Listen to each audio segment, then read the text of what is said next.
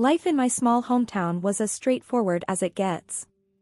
My parents, John and Mary, were the rock-solid types, not much for fancy words or big dreams, but when it came to love and education for me and my brother Mike, they were all in. I guess you could say I had a pretty normal life, working as an insurance agent. It wasn't exactly thrilling, but it paid the bills. Then, along came Alex. He was different from the guys around town. He had this way of seeing the world that just pulled you in. We hit it off immediately, and before I knew it, we were planning a wedding. My job didn't seem all that important anymore, especially when we found out I was pregnant. I decided to quit and focus on our family. Alex was over the moon about it, always saying how he wanted our kids to have one parent around full-time. We ended up moving closer to Alex's parents, just a 5-minute walk away. He thought it'd be great, you know, having family so close to help out with the baby and stuff. I wasn't exactly thrilled, but I agreed.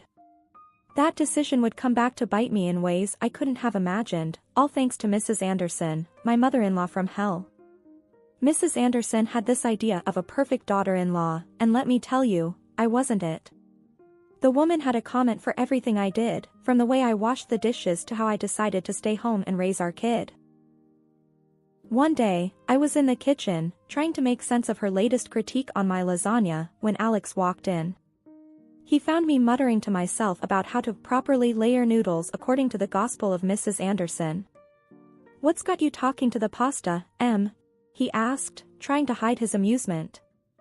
"Your mom," I huffed, not looking up from the dish. "Apparently, I can't even make lasagna right. It's too, what did she call it? Unorthodox." Alex sighed, wrapping his arms around me from behind. "Don't let her get to you. You know how she is." "Yeah." "A nightmare dressed like a daytime TV show host," I grumbled, but I couldn't help but lean back into his embrace. "It'll get better, you'll see. She just needs to get used to how things are now," he said, always the optimist. "Get used to it? Alex, she treats me like I'm the latest in a long line of disappointments she's had to endure. Next, she'll be telling me how to breathe correctly," I said, exasperated. "We could always try breathing exercises if it'll make her lay off," Alex joked, trying to lighten the mood. "I need more than breathing exercises to deal with your mother. I need a miracle," I shot back, finally cracking a smile. Despite the constant friction with Mrs. Anderson, life with Alex was everything I had hoped for and more. He was my rock, always there to make me laugh when I felt like pulling my hair out. For now, I was content in our little bubble, blissfully unaware of the storms brewing on the horizon. It wasn't long before her helpful visits became my daily dread. She'd come over, especially when Alex was at work, as if she had a radar for my alone time. The minute she stepped through the door, it was like she was on a mission to find fault. One afternoon, she caught me in the middle of tidying up the living room. "Emma, darling," she began, her voice dripping with a tone that was anything but darling. "This place is a mess. Do you even know how to clean properly?" I bit my tongue, counting to 10 in my head. "I'm doing the best I can, Mrs. Anderson," I replied, trying to keep the peace. "And these dishes," she continued, not missing a beat as she moved to the kitchen. "Look at these spots. When I was your age, I worked a full-time job and still kept the house spotless." There it was, the age-old lecture on how I was doing everything wrong. I clenched my jaw, feeling my frustration rise. "Times have changed, Mrs. Anderson. I do work, taking care of your grandson and this home. That's no excuse for living off my son and wasting his money," she snapped back, her words like venom. I had heard enough. "Look, I appreciate your concern, but I'm not idling. Alex and I agreed on this arrangement. It's our decision, not just mine." Her eyes narrowed. "A real woman knows how to balance work and home. You're just taking the easy way out." The argument was going nowhere, and I knew it. "If you're done inspecting, I have a lot to do," I said, my voice cold. She huffed, clearly displeased, but finally started heading towards the door. Just remember, Emma, my son deserves better. The door closed behind her, and I let out a breath I didn't realize I'd been holding. Alone again, I slumped against the counter, feeling both defeated and furious. How could one person make me feel so small? Alex came home to find me still stewing over his mother's words. "What's wrong, babe?" he asked, immediately noticing my mood. "Your mother," I started, and that was enough to set me off on a rant about her visit. "She thinks I'm lazy, that I'm wasting your money, that I don't know how to clean, or cook, or do anything right." Alex listened, his expression a mix of frustration and sympathy. When I finished, he wrapped me in a hug. You know I don't agree with any of that, right? We decided together for you to stay home with Max. You're doing an amazing job. Mom, she's from a different time. I'll talk to her, okay?" I nodded, leaning into his embrace. "I just wish she could see that I'm trying my best." "We'll get through this," Alex assured me. "Together, all right? Don't let her get to you." Easier said than done, I thought. But with Alex by my side, I felt a little bit stronger. Mrs. Anderson might be a storm cloud in my sunny sky, but I was starting to learn how to weather the storm. The battle lines at our dinner table were drawn over broccoli and butter-laden casseroles. I was all for quinoa salads and grilled veggies, trying to keep things light and healthy. Alex, bless his heart, dug into whatever I whipped up with a smile. Our little guy, Jake, was shaping up to be a mini food critic with a taste for anything green. But Mrs. Anderson, the queen of cream and butter, wasn't having any of it. She reckoned my health kick was some trendy nonsense that would cost more than we could chew. Come Jake's 6th birthday, the in-laws swung by to drop off their love and, in Mrs. Anderson's case, a trunkload of her signature dishes. She marched into our kitchen like it was her own and unloaded an arsenal of what could only be described as heart attack on a platter. I didn't mind. To each their own, right? But as we all sat down to celebrate, it was clear my cooking was the main attraction. Alex and Jake piled their plates with my dishes, and even Mr. Anderson, a man of few words and fewer dietary restrictions, bypassed his wife's offerings for mine. Mrs. Anderson, not one to be upstaged, started pushing her dishes across the table. "Try some of this, it's got real flavor," she insisted, her voice laced with a challenge. Alex, ever the diplomat, tried to let her down easy. "Mom, your food's great, but it doesn't agree with me lately. Emma's been cooking lighter, and it's been easier on my stomach." Even Mr. Anderson chimed in. "I get enough of these heavy meals at home.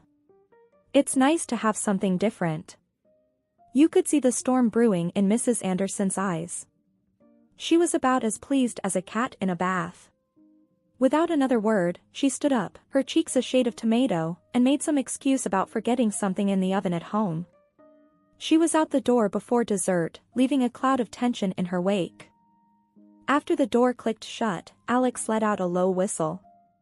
"Well, that went smoothly," he said, sarcasm thick in his voice. We all shared a laugh, but I couldn't shake the feeling that this was far from over. Mrs. Anderson had a way of holding grudges like they were prized possessions. As the evening wound down, and we said Goodbye to the last of the guests, I caught Alex watching me with a look that was half admiration, half concern. "You okay?" he asked, wrapping an arm around my shoulders. I leaned into him, the chaos of the day melting away. Yeah, "I'm good. Your mom might be a hurricane, but I've got my storm shelter right here." He chuckled, kissing the top of my head. "That's my girl. Just remember, we're in this together. Team us against the world." Yeah, "Team us," I echoed, feeling a surge of confidence. Mrs. Anderson might think she could rain on our parade, but together, Alex and I were a force to be reckoned with. And if that meant weathering a few storms along the way, so be it. After all, what's a little rain to a couple of umbrella holders like us? After the storm that was my son's 6th birthday, things settled down. Mrs. Anderson, my not-so-beloved mother-in-law, gave us a wide berth, which was a relief. Life was peaceful until Christmas rolled around. Out of the blue, Mrs. Anderson called, asking me to whip up some dishes for the family gathering. It took me by surprise, but hey, I thought it might be a chance to mend fences. I put my heart into those dishes, making sure each one was a hit. The day before the gathering, I dropped them off at her place, feeling hopeful. My little boy, eager to spend time with his grandma, went over early on the day. When Alex and I arrived, the house was buzzing with relatives.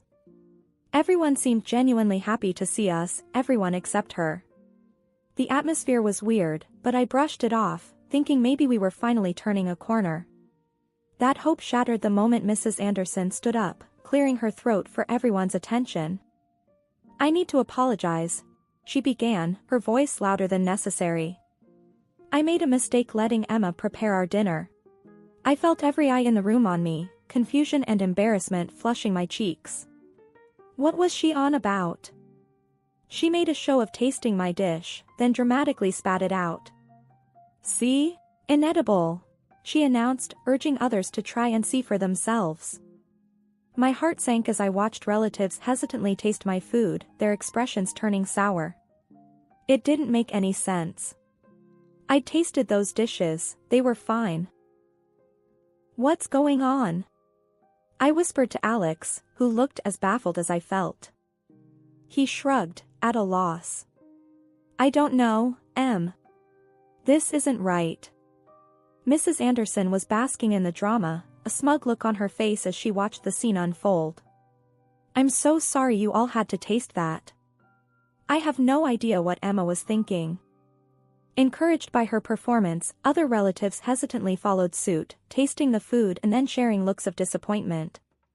Murmurs of agreement spread around the table like wildfire, with people politely pushing their plates away.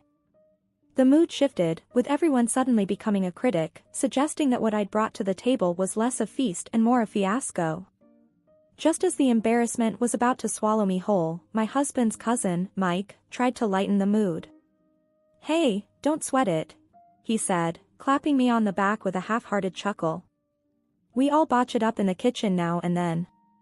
No biggie." But his words, meant to comfort, barely registered. My gaze was locked on my mother-in-law, who was practically glowing with vindication. Her smile was tight, satisfied, as if she had orchestrated the entire evening just to see me falter. Feeling like I was in some sort of nightmare, I approached the table and grabbed a fork. I had to know.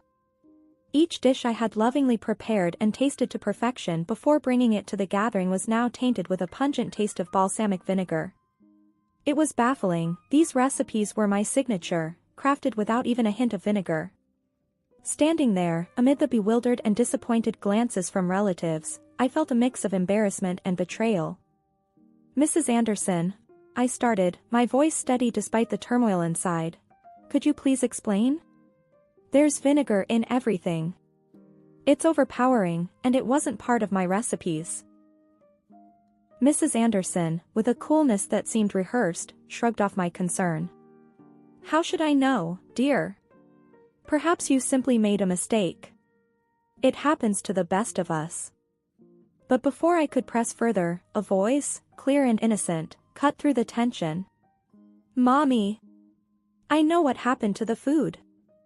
It was my son, Danny, barely 6 years old, charging into the room with a bright bottle of balsamic vinegar clutched in his little hands. The room went silent, all eyes on him. "Danny, sweetheart, what are you talking about?" I asked, kneeling to his level. "I saw Grandma," he exclaimed, nearly out of breath from his excitement. "She put this in all your food when you were outside." A collective gasp filled the room. Mrs. Anderson's face turned a shade paler, her composure slipping. "That's absurd," she sputtered. "Why would I do such a thing?"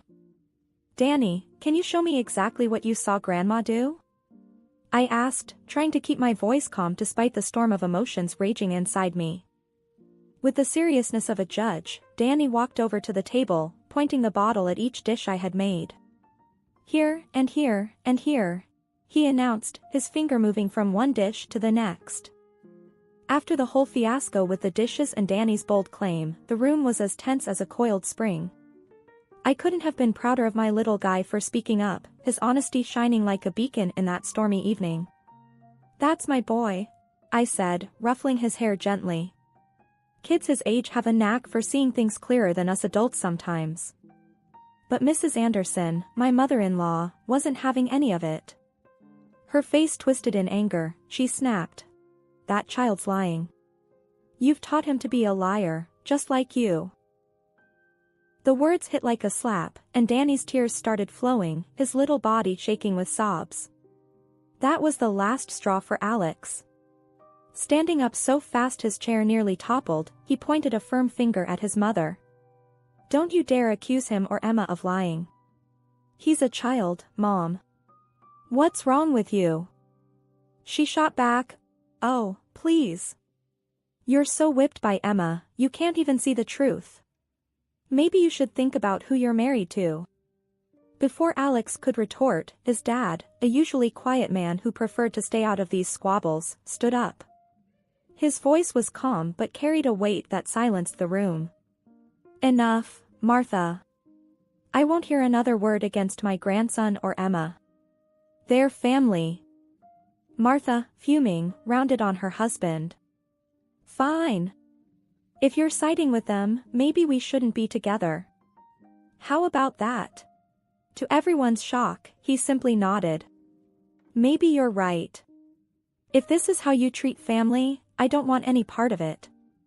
I want a divorce." The room went silent, the air thick with disbelief. Martha's face fell, her anger turning to panic. "You can't be serious, John." But John, with a resolve I'd never seen in him, just repeated himself. "I am. I can't be married to someone who treats their own family like this." Just when we thought the night couldn't get any more dramatic, Mrs. Anderson's sister, Aunt Linda, attempted to play peacemaker. "Martha, please, let's not make things worse. There's no need to fight with John over this," she implored, her voice a soothing balm on the heated exchange. But Mrs. Anderson wasn't having any of it. "I don't need your advice, Linda. I'll handle my family my way," she dismissed, her words sharp as knives.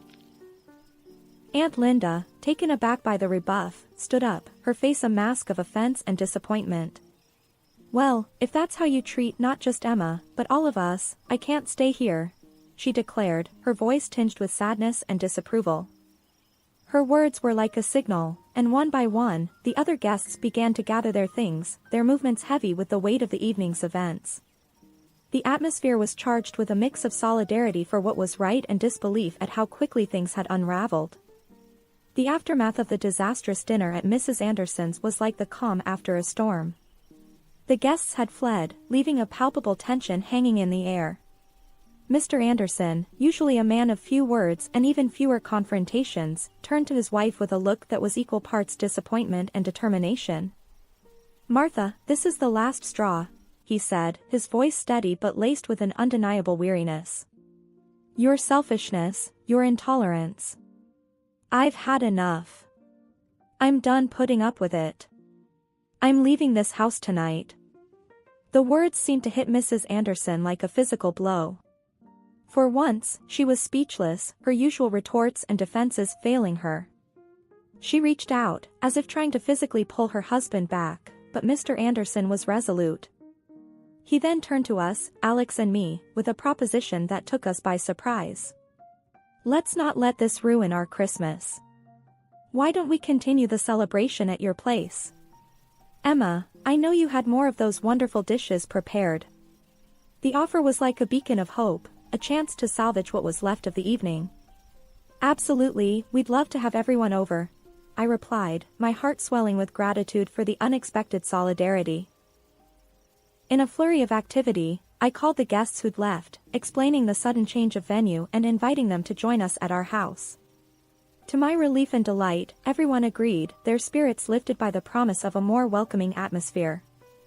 As we all reconvened at our home, the earlier tension seemed to melt away, replaced by warmth and laughter.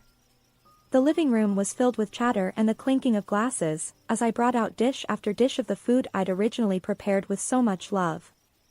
The compliments flowed as freely as the wine, and I couldn't help but feel a sense of pride and vindication. Alex and his father pitched in, making sure everyone was comfortable and well-fed, while Danny, ever the center of attention, regaled our guests with tales of his school adventures. It was, against all odds, turning into a wonderful Christmas.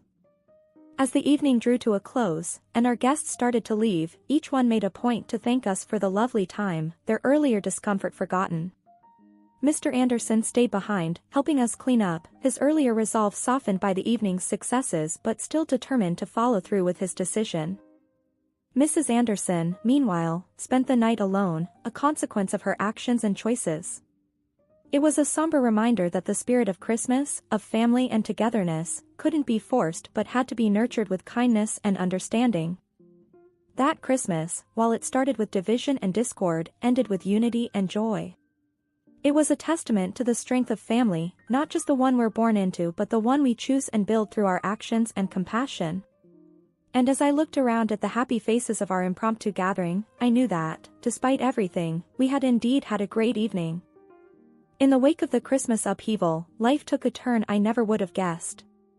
Mr. Anderson went through with the divorce, leaving Mrs. Anderson on her own. Then, out of the blue, she called me, her voice a mix of desperation and hope, asking if I could somehow bridge the gap between her and Mr. Anderson. I just can't. I told her firmly, my mind flashing back to the pain in my son's eyes when she called him a liar. What you did to Danny, to all of us. I can't just forget it.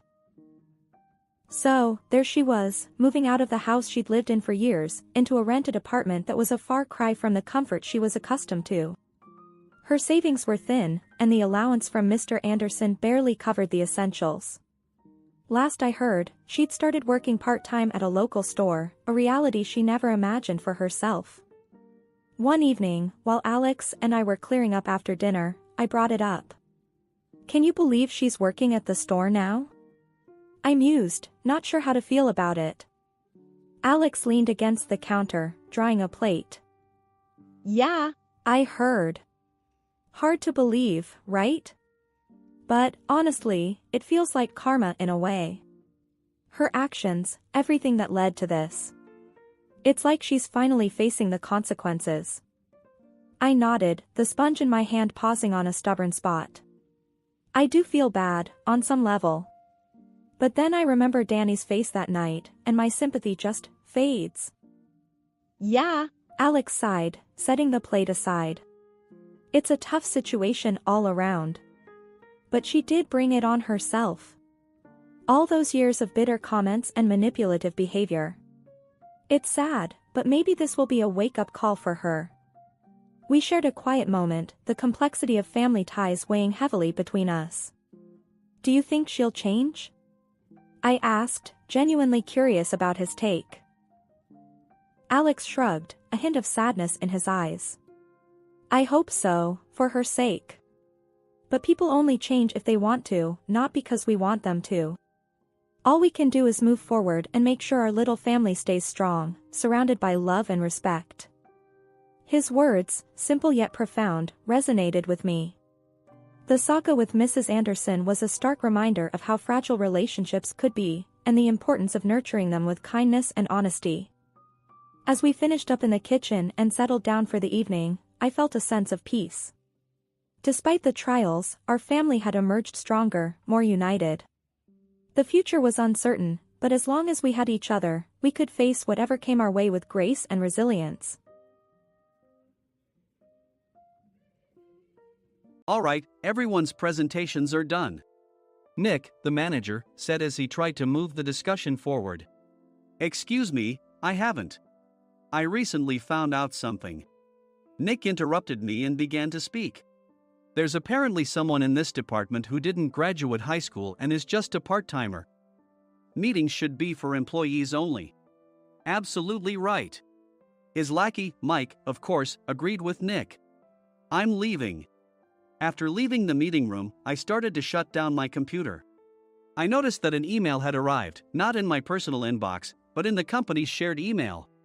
Thinking, there's no point in speaking up, no one will listen, I went home quietly. The next day, I heard a commotion from Nick's desk. He was staring at his computer screen, his face pale. "Nick, is something wrong?" Mike looked at the screen with him. And he turned even paler than Nick. Why is he so angry? Knowing the reason for Mike's distress, I thought to myself, serves them right. My name is Adam. My mother passed away when I was in the 9th grade, and I was raised by my father. Well, you could hardly call it being raised. After my mother passed, my father changed. He drowned his sorrows in alcohol, and though he still went to work, he squandered our living expenses on horse racing. Because of that, I had to start working part-time as soon as I entered high school. Every month, I went to the convenience store with bills in hand that couldn't be auto-deducted from my father's account. Even though I endured it because I didn't want to be alone, I reached my limit in my second year of high school and dropped out. I found a live-in job at a distant inn. Thank you for everything. The day I left home, my father, still staring at the TV, spoke. Take care. That was our last conversation. Back then, 18 wasn't the age of majority, so I needed my father's permission to work, and I couldn't hide my place of employment. Yet, my father never visited me even once. I kept working just to survive, and before I knew it, I was 42. Years of hard work paid off, and I was transferred to the headquarters. I was thrilled to be recognized by the company, as I thought I'd be working in the field until retirement due to my lack of formal education. Listen up. Our work can change the future of our employees. Don't drag us down. On my first day after the transfer, Nick, dressed in an expensive suit, spoke sternly. There was a reason for this. Our inn was located in a prominent tourist destination, known so well that everyone in the state could sing its commercial jingle. At its peak, we had 5 locations within the state. But that was long ago. Due to financial difficulties and aging facilities, only the place where I had worked for many years and the original establishment remained. I was prepared to lose my job anytime, but now there was a glimmer of hope. With the rise of social media, the tourist area where the inn was located started gaining attention again. Depending on how hard the sales department, where I was transferred, worked, we could either thrive or be forced to give up this prime location to the new hotel chains continuously popping up. For Nick, who had switched careers from another industry to strengthen our sales, this was a battle he couldn't afford to lose. I understood why he had to be strict. I will do my best. Nick sneered at my enthusiastic declaration. Did you not hear what I said? I'm sorry. I thought I was listening carefully. Out of habit from years of customer service, I apologized reflexively, though I had no idea what had offended him. Someone was watching me with a smirk. In this department, there are those who are expected to excel and those who have been shoved here because they have nowhere else to go. You are the latter. It was Mike, the section chief. He's 7 years younger, at 35. But he was called to headquarters much earlier than I was and had been moving around within the headquarters ever since. I'm not jealous, but I can't accept that he's my boss. Graduating from a prestigious university, he has an unusually high pride and caused many problems as a newbie, making things very difficult for me when I was the front desk leader. When I found out Mike was transferred to the sales department a month before me, I was disheartened. Mike is right. With just a middle school diploma, there's not much you can do. Don't even think about achieving results. As if I didn't exist, Nick remarked, I'm thirsty. Mike eagerly ran to the coffee maker. It seems Mike is Nick's lackey. I regretted being happy about my transfer to headquarters, wishing I had stayed on site forever. Send a direct mail to every company on this list by the end of the day. Nick only assigned me tasks that even a new graduate could handle. What? There are over 1,000 companies. You want me to send to all of them by today? Yes, if you and your fellow misfits split the work, even those with nowhere else to go should finish by today.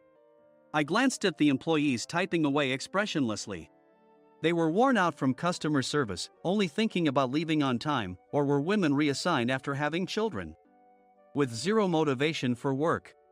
Even Sam, a new graduate from the same university as Mike, who was supposed to be among the expected achievers, had no enthusiasm for the job, having joined the company wanting to do customer service. I don't care what they say, I plan to quit any time, he said. Only Nick and Mike were highly motivated, making all the decisions between the two of them. I originally only wanted to work at the inn to survive and had no particular attachment to this job. I swallowed my words, thinking I had no right to reprimand them. About a month after the transfer, Nick told us with a frustrated look. To commemorate the 50th anniversary, we've decided to create a plan exclusive for one group per day. Originally, Mike and I were supposed to come up with it, but our president, Mr. Thompson, insists on hearing everyone's opinions. So, you all get a chance. As Nick explained, Mike began handing out prints. Make sure not to embarrass Nick. If your ideas are half-baked, you'll have to redo them. It seemed that they had printed his handwritten notes by Mr. Thompson, which included several questions and a section for free responses. It made sense why Nick had to seek our input, given that all responses had to be submitted to Mr. Thompson.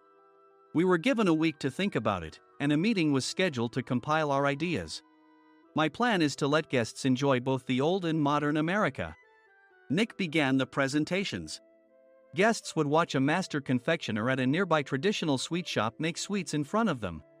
The welcome drink would be premium tea in a bottle. Nick's plan was certainly attractive. After his presentation, Nick called on us to present in the order we were seated. Just as I stood up for my turn. All right, everyone's presentations are done. Excuse me, I haven't. I recently found out something. Nick interrupted me. There's someone in this department who didn't graduate high school and is just a part-timer. He was likely talking about me. I joined the company as a part-timer and was made a full-time employee when I turned 20. That was 20 years ago, so Nick and Mike probably had no chance to know until recently.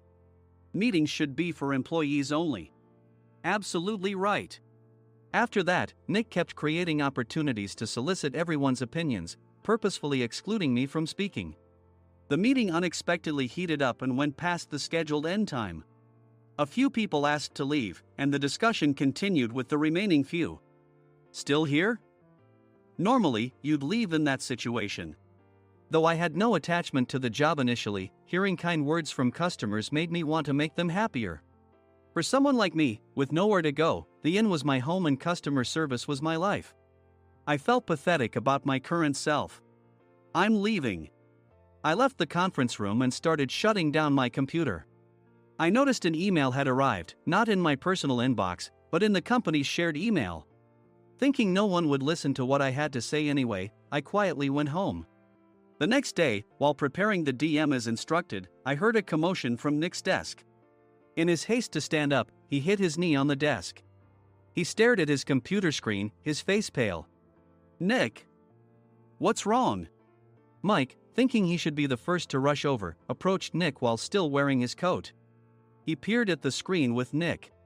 And he turned even paler than Nick. Why is he so angry? Who is responsible for this company? Nick, more irritated than ever, asked, and Mike answered without checking. Probably Sam. Sam wasn't there because he was attending a morning training session for new hires. Nick gave up on getting angry and returned his gaze to the screen. They were looking at an email that arrived right after the end of the working day yesterday. Apparently, no one, including me, had checked it before leaving. The email was from a large company that used us for their annual employee trips. The president and executives of that company also frequently used our services personally. President of the company, Mr. Mason himself, had declared that neither he nor his company would ever use our services again. Well, some companies cancel their employee trips or stop using our services due to financial struggles. Let's just move on. Mike kept wiping the sweat from his forehead with a handkerchief. Knowing why Mike was so agitated, I quietly watched their interaction. Do you know how much revenue we get from that company? We can find other guests to fill the rooms, but we'll lose the banquet costs, gift shop revenue, rental car fees, and more. Moreover, the gifts were supposed to be prepared by the traditional confectionery shop involved in Nick's proposed plan. If it's known that we incurred such a huge loss at this critical time, Nick's position in the company would be jeopardized. Nick took a deep breath, seemingly trying to calm himself. All right, Mike. Go to New York right now and apologize to Mr. Mason. What? You're coming with me, right? I have urgent work to do. I trust you, which is why I'm entrusting this to you. Please. Mike, believing Nick's sincerity, agreed with a determined look on his face, saying, "Yes. That's Nick for you." Even if Mike went to apologize, Nick would shift all the blame onto him if the client didn't change their mind. Well, it was Mike's fault to begin with, so it served him right. About 3 hours later, Sam answered a call from somewhere and repeatedly apologized, saying, "I'm very sorry." Everyone watched to see what was happening. After ending the call, he informed Nick with a weary tone. When Mike arrived at the client's company, he only made things worse, further infuriating Mr. Mason. He was demanding, "Get his boss here immediately." It was no wonder Sam was exhausted, dealing with such a call right after returning from training. "What is that idiot doing?" "All right, Adam, you're coming with me. If sacrificing Mike didn't work, then I must be next." Normally, I'd want to refuse at all costs, but I saw an opportunity in this situation. "If I can be of assistance, I'd be happy to join you." I obediently followed Nick, and we flew to New York. When we introduced ourselves at the reception, it became clear how serious the situation was, as the receptionist personally escorted us to the president's office. Angry voices leaked through the door, making both Nick and me uneasy. "Excuse me. I'm Nick, the supervisor. I understand my subordinate has caused you trouble, and I deeply apologize." Nick, with his experience in the corporate world, knew enough to offer an apology before excuses. However, his customer service skills left much to be desired. I sighed as I saw Mike trembling like a small dog in the corner of the room. "What kind of training are you giving your subordinates?" Mr. Mason glared at Nick with a red face. The intensity of his gaze made even Nick take a step back. Regrettably, I joined this company only 2 years ago and was unaware of Mike's issues. I should have identified his shortcomings sooner. Indeed, I should have realized sooner.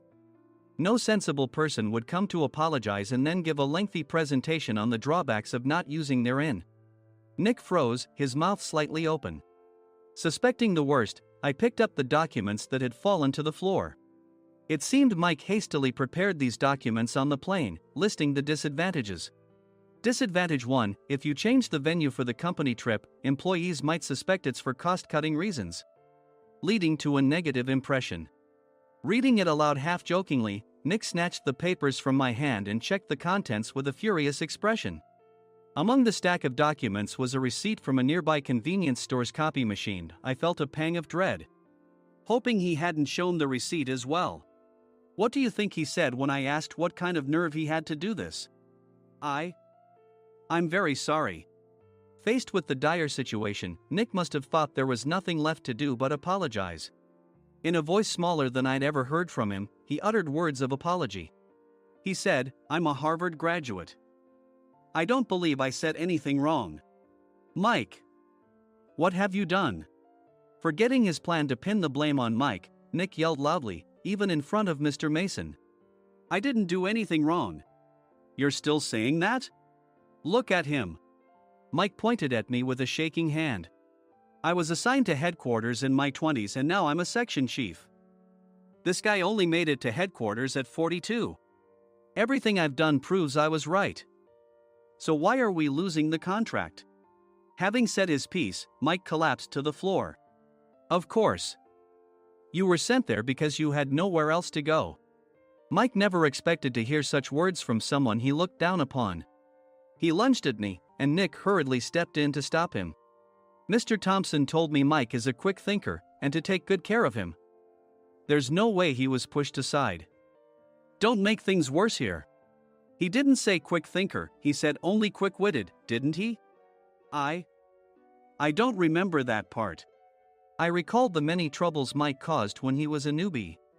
When Mike was on the front line, his pride was so high that he never apologized to customers. Customer service, especially in our job, doesn't work alone. It brings both good and bad situations. If the front staff or housekeepers made mistakes, or the cleaning company didn't properly clean a room, one had to apologize to the customers regardless of personal fault. Mike, in such situations, would never apologize, insisting he wasn't at fault. This often angered customers, and as the front desk leader, I frequently had to apologize on his behalf. He caused complaints and disrupted operations, which is why he was quickly moved to headquarters. In departments where he didn't interact directly with customers, his quick thinking was beneficial and things went well. But it seemed his flaws were starting to show. Corporate reservations are supposed to be entered into the system by the sales representative. But a quick check yesterday revealed that more than 10 items were missing from the client's reservation. The handover document clearly stated what needed to be prepared. Why didn't you enter it into the system? Why do we have to give them special treatment? Filling rooms near the banquet hall, setting up all the food in advance. Specifying the brand of wine, they're too demanding. No wonder he always angered customers, I thought, feeling a headache coming on. Grouping them in rooms near the banquet hall is for our benefit too. It makes it easier for the staff to set up beds and serve breakfast since everyone's schedule is synchronized. As for the other requests, Mr. Mason suggested them to lighten our load. I didn't know that. Nick finally seemed to realize that Mike was the one who had angered the client. What did you say to them? I just told them we wouldn't give them special treatment anymore.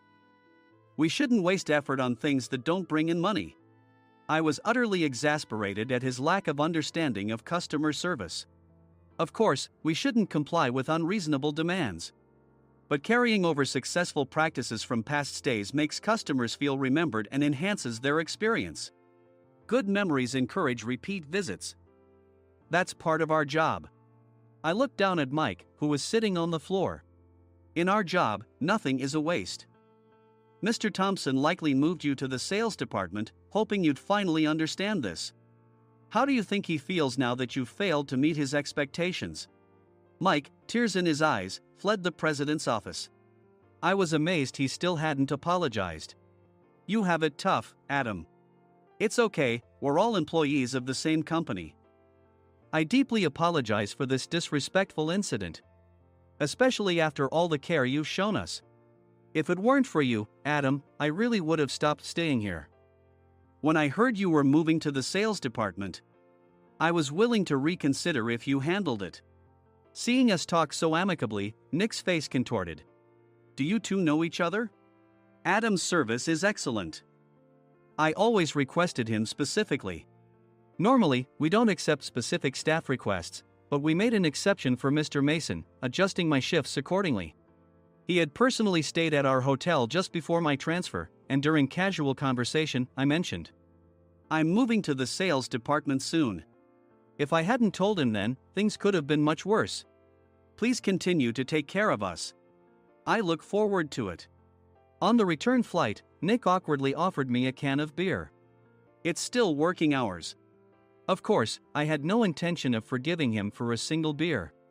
Nick might try to pin everything on Mike and avoid any consequences. While pondering this, a startling fact came to light. Nick, the tea bottles for the plan have arrived. I handed Nick a bottle labeled with our inn's name. They look good. What are you talking about? These are plastic bottles.